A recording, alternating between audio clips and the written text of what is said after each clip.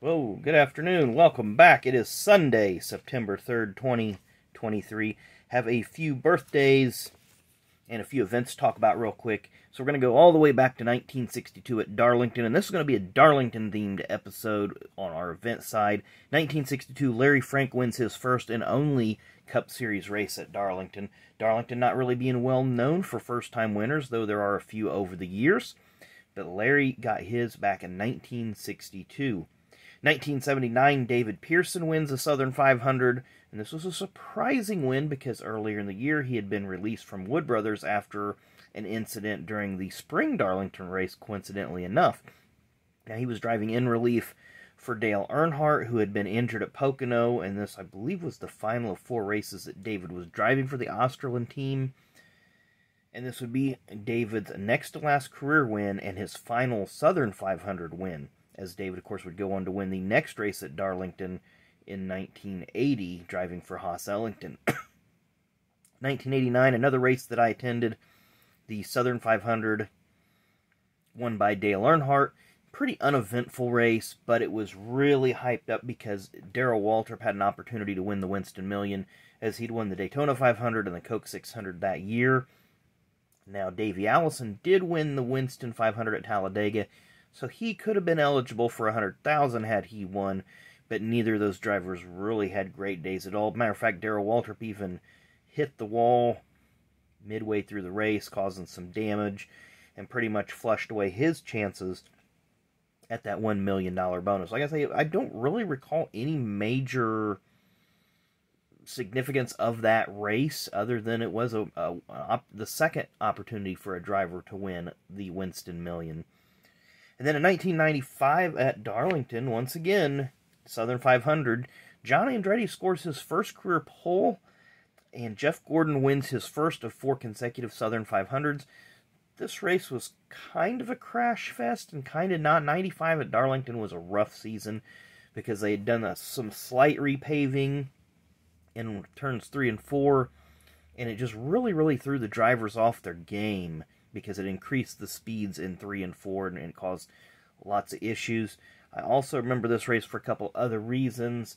Ward Burton had been released from the A.G. Dillard team after the previous week at Bristol, so this was his first drive for the MB&A Pontiac of Bill Davis. Ended up finishing a strong 5th, I believe. I'm pretty sure it was a top 5, but it was a super strong run. And this was also the first time my dad, his company, had internet. And, you know, you think, we're all just so used to the internet today. It's on our phones, it's on our tablets, it's everywhere, you can't get away from it. And this was a time where you were charged for internet usage per minute, per whatever, per hour. And so we hopped on the NASCAR.com site that Friday afternoon to see who had won the pole, and that's when we found out Johnny Andretti had won the pole, so it was pretty cool. Kind of another memory tied to that race. So let's flip the paper and go to our birthdays. Born on this day in 1970, he's raced in the Indy 500 and some sprint cars and stuff locally here in the central Indiana area. Mr. Tyce Carlson. Now, I believe Tyce is now a real estate agent in the central Indiana area. Now, in the early 2000s, I'd taken a real estate course just to see what that road might have in it. Didn't have anything for me, but it was interesting to learn a lot about that. Well, I went through the same school that Mr. Carlson went through, and I guess he had graduated from that class a couple years before me, so it was pretty cool to know that he went through that training and everything and has a pretty successful post-racing career. Also born on this date in 2001, current IndyCar driver and rookie contender Stingray Robb. And yes, that is his real name. Stingray Robb, born on this date in 2001. So we have a couple birthdays let's talk about. Born on this day in 1953. We had mentioned him a couple times previously on the channel. Former dirt track ace out of the Northeast, Mr. Jack Pennington. He was a contender for 1990 Cup Series Rookie of the Year. We'll let you look at what folks had to say about him and a little bit of information there. but he had run some Busch races, run some Cup races sporadically in the late 80s. 1990 made a stab at Rookie of the Year, and he only ran because rules dictated during this time period that rookie only needed to run 15 races to be eligible for Rookie of the Year. And Jack, for the most part, did have better finishes than Robb. You know, if you put them head-to-head, I really haven't done a comparison yet. Robb had a top 10 at Daytona, but he also had a lot of crashes and a lot of engine failures. And Jack just kind of went out there and did his thing with the Derek Close Racing team and just finished races and didn't tear up a lot of stuff. So I think had 1990 ended differently and Robb not been taken from us, I think there could have been... I think NASCAR just gave the award to Robb Moroso posthumously as kind of a, yeah, let's just, you know, make this... We'll just keep everything quiet and turn our heads and go away. But I think if Robb had lived, I think there would have been argument that folks would have said, well, hey, Jack did more with less.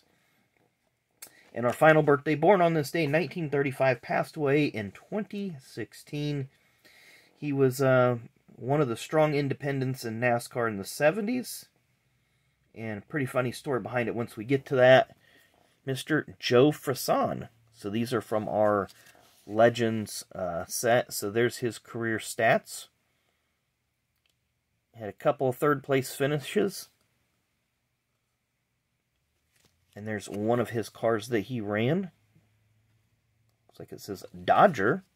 So we'll flip that one over and let you read this. And then he switched to the Pontiac.